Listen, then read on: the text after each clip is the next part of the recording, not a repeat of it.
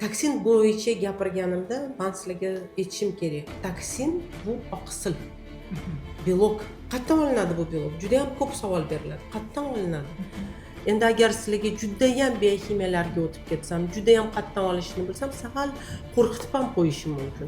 Lekin toksin qanchalik shu oqsil tozalangan bo'lsa, qanchalik bu ishlov yaxshi berilgan bo'lsa, shunchalik bu toksindan qo'rqish kerak emas. Kompaniya tomonidan. Kompaniya tarafdan ishlov. To есть zavod bizga olib kelayotgan bu toksinni yaxshi sharoitda, yaxshi kuchli zavodlarda, laboratoriyalarda buni tozalab beradi.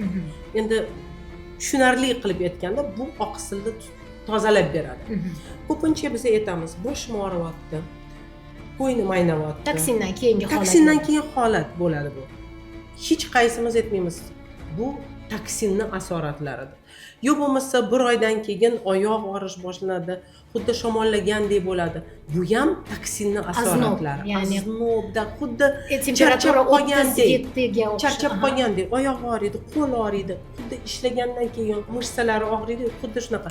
Bu ham yomon toksinlarni birinchi belgisi. O'sha kirib kelgan qora bozordagi toksinlar.